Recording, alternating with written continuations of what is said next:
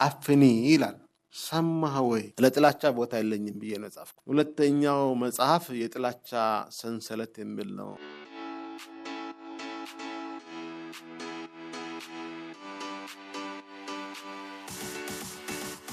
አድማጮች የዛሬው የንስር አይን እንግዳችንን እስቲ እንተዋወቃቸው።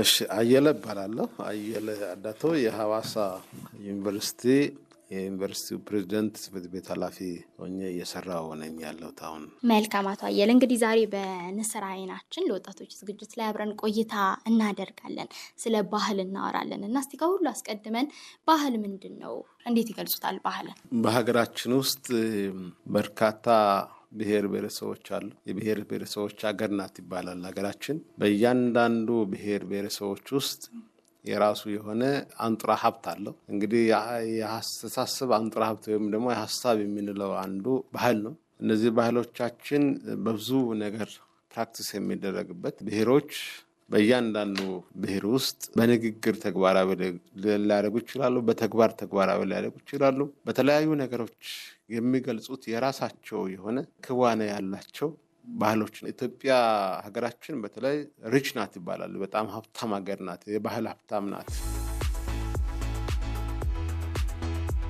ለአንዲት ሀገር ባህል፣ እሴት፣ ወግ መኖሩ ምንድን ነው ጥቅሙ? የሀገር ባህል በብዙ መንገድ ጠቀሜታውን ልገልጽ እችላለሁ። እያንዳንዱ አካባቢ ላይ የራሱ የሆነ ጥቅም አለው። ህዝቦች አብሮ ለመኖር ባህል ወሳኝ ነው። ስለዚህ ከማንኛውም ሰው ጋር አብረሽ እንድትኖር የሚያደርጉ ባህሎች አሉ። ባይተዋርነት እንዳይሰማሽ የሚያደርጉ ባህሎች አሉ። በዜጎች መካከል ሰላምንና እርቅን ለመፍጠር የሚጠቀሙት ባህሎች አሉ። እነዚህ ለሀገር እጅግ ጠቃሚ ናቸው። በጋራ ለመኖር፣ ለሀገር ግንባታ፣ ለአንድነት፣ ለፍቅር፣ ለመተሳሰብ ትልቅ ሚና የሚጫወቱ ባህሎች አሉና እነዚህን ጠቀሜታዎች አሉት። እንግዲህ በብዙ መንገድ መግለጽ ይቻላል።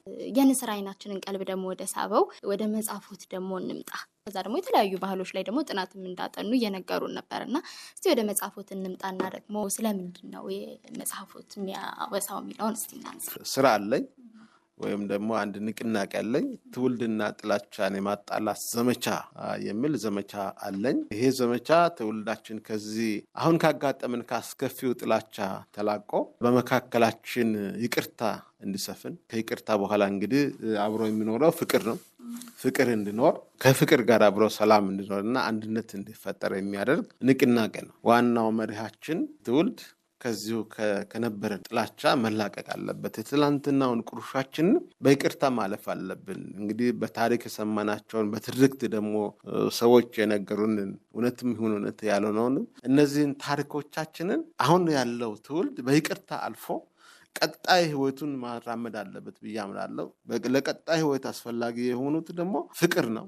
ዜጎች በፍቅር በአንድነት መኖር አለባቸው። በመካከላችን ሰላም መጠበቅ አለበት። ሰላም ሲኖር ነው ሰርተን መበልጸግ የምንችለው የሚል እሳቤ ስላለ የመጀመሪያው መጽሐፍን ለጥላቻ ቦታ የለኝም ብዬ ነው ጻፍኩት። ሁለተኛው መጽሐፍ የጥላቻ ሰንሰለት የሚል ነው መጽሐፍ የጻፍኩት። በጥላቻ ሰንሰለት ውስጥ ደግሞ አንዱ እሴት አድርጌ የተጠቀምኩት ባህላዊ እሴቶቻችን ነው። ከዛ ውስጥም በተለይም የሲዳማ አፍኒ ባህል እሴት ለሰላምና ለእርቅ ያለውን ፋይዳ በዝርዝር የሚያሳይ አንድ ፓርት አለው። በዛ ፓርት ውስጥ በሰፊው ይገልጻል። በተለይም ባህላዊ እሴቶቻችን ለሰላምና ለእርቅ ያላቸውን ፋይዳዎችን በዝርዝር የሚጠቅሱ ባህሎቻችን የሚጠቅሱ ናቸው። አንደኛው መጽሐፍ ይሄን። ሁለተኛው ደግሞ 3ኛ ዲግሪ ምርምር ላይ በአፍኒ ስርዓት ላይ ነው የሰራሁት። አፍኒ ባህል ላይ ነው ጥናት አድርጌያለሁ። ታትሟል። የሲዳማ ባህላዊ የግጭት አፈታት ዘዴዎች ውስጥ አንዱ አፍኒ ነው። በአፍኒ ላይ ነው እንግዲህ ጥናትን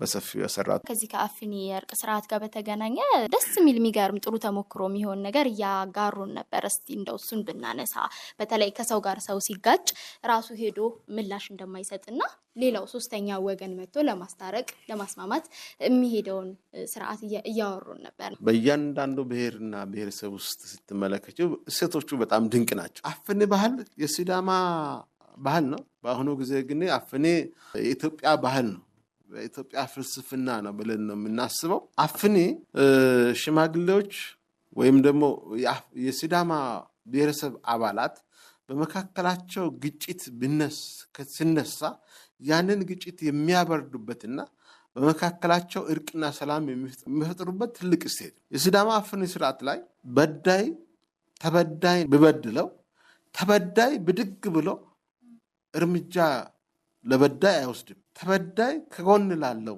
ሴትም ይሁን ወንድ አፍኒ ይላል። ሰማህ ወይ ብሎ ስሞታ ማቅረብ ነው በአማርኛ ሲተረጎም። እንግዲህ እኔ ለምሳሌ አንቺ ብድግ ብለሽ ብትሰድብኝ እኔ ብድግ ብዬ ለአንቺ ምላሽ አልሰጥም።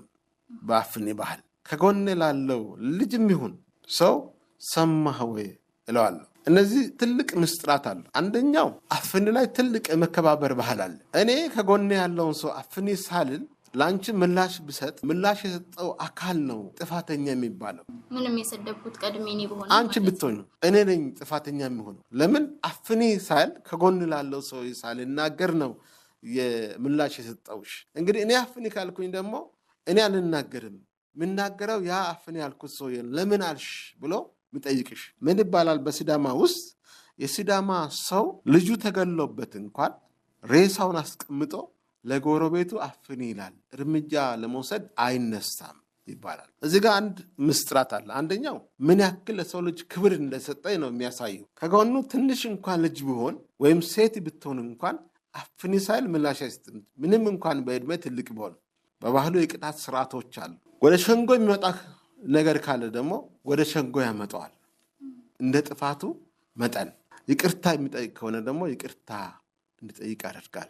ያ የሚያደርገው ተበዳዩ አይደለም፣ መሀል አፍኒ የሰማው ሰውዬ ነው። ሁለተኛው አፍኒ ባህል እውነትን የመፈለግ ትልቅ እሴት። እውነትን የመፈለግ በይቅርታ ነገሮች ካልተቋጩ ደግሞ ካሳ የሚከፈልበት መንገድ አላቸው። ካሳ ያስከፍላሉ በባህላዊ መንገድ። አይ እምቢ ካለ ደግሞ ቅጣት ይጥላሉ። የሲዳማ አባቶች ትልቅ ቅጣት ስጣል ከሸንጎ ይገለላል፣ ከማህበረሰቡ ይገለላል። እንግዲህ ልጁም ቤተሰቡም ከብቶቹም ራሱ እንዳይገናኙ ነው የሲዳማ አባቶች ቅጣት የምጥሉት። ስሞት አይቀበርም። ደስታው ላይ ማንም ሰው አይሳተፍ። ትልቅ እሴት አለው፣ ይከበራል። ዞሮ ዞሮ ወደ እርቅና ወደ ሰላም ይመጣሉ።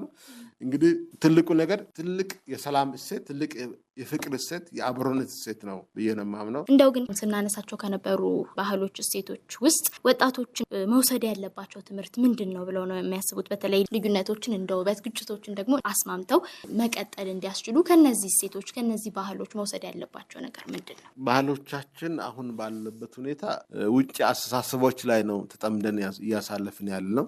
ስንመለከት ግን ያልተጠቀምንባቸው ትልቅ እሴት አለን። እዚህ ትልቅ ሀብት አለን። ትልቅ ምቅ የሆነ ባህል አለን። እነዚህ ባህሎቻችን አልተጠቀምንባቸውም፣ አላወቅንባቸው። ተንጠልጥለን ነው ያለ ነው በውጭው ዓለም ላይ። ለእኛ ዘመናዊነት ይመስለናል፣ ግን ነገሩ ዘመናዊነት አይደለም። ቅድም እንዳልኩሽ በርካታ ጠቀሜታዎች አሉት። አብሮ ለመኖር፣ አብሮ ለመስራት፣ አብሮ ለማልማት፣ አብሮ ለመተጋገዝ፣ ለመደጋገፍ፣ ሰላማዊ አካባቢ ለመፍጠር፣ በሰላም አብሮ ለመኖር ትልቅ ሚና የሚጫወት ባህሎች፣ እሴቶች አሉን። እነዚህ እሴቶቻችንን በማጣት ትልቅ ችግር ውስጥ ወድቀን ነው ያሳለፍነው። ያለችን ሀገር አንድ ናት። ሽን አንድ ሀገር ለማስቀጠል ሁላችንም ዞር ብለን ወደ ኋላችን ተመልክተን የአባቶቻችን እሴት ባህል፣ በተለይ የአብሮነት፣ የፍቅር፣ የአንድነት ባህሎቻችን አይተን አስከትለን ማስቀጠል አለብን ብዬ አምናለሁ። በተለይ ወጣቱ ትውልድ በዚህ እውነት ላይ ራሱን እንጌጅ አድርገው የትኛው ነው ችግራችን ብሎ ቆም ብሎ ማየት አለብን። ወጣቱ ለዚህ ቁርጠኛ መሆን አለበት። በየአካባቢው ባህሉን ማየት አለበት። ከሲዳማ የምንማረው አንዱ ቁጭ ብሎ ይወያያሉ። ከኦሮሚያ አባቶች የምንማረው ቁጭ ብሎ ይወያያሉ። ሽማግሌዎች አላቸው። ከተለያዩ አካባቢዎች ላይ የምንማራቸው በርካታ የሆኑ እሴቶች አሉና እነዚህ እሴቶቻችንን ቁጭ ብለው ወጣቱ ህብረተሰብ መማማር፣ ማደግ፣ መለወጥ አለብን ብዬ ነው ማለት ነው።